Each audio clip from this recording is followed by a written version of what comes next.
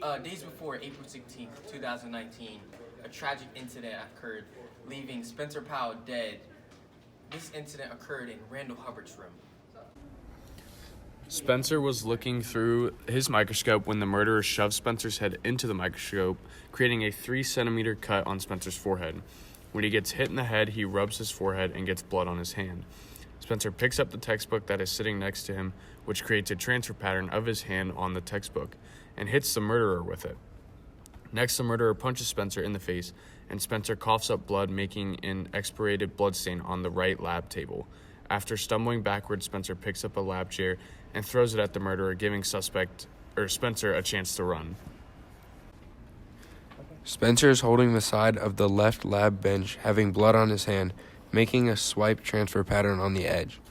The murderer is hit with the chair and stumbles into the front lab table, creating a hand transfer pattern. The murderer runs and grabs a pair of scissors on the right lab table, creating a swipe pattern of his hand in motion. The murderer takes the scissors and stabs Spencer, who was about to run in the left lower ribs. Spencer then falls in the corner and on the ground. The murderer then stabs the victim in the left clavicle, very low ribs. The stab wound also punctures a kidney. Spencer has an arterial spurt, leaving the blood on the ground. The suspect flees, leaving Spencer on the ground in the corner.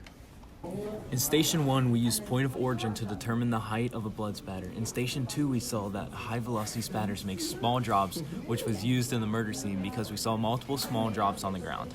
In Station 3 and 4, we saw that the angle of impact can help us determine where the blood drop came from, which in the murder scene was very important. In Station 5, we saw the blood spatter of an artery. In Station 6, we determined transfer patterns. In Station 8, we saw different timings of drops. In Station 9, we saw different drops on different surface.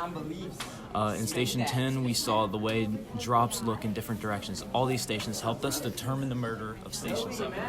We found out the directions of blood splatters from using point of origins that us detectives have made.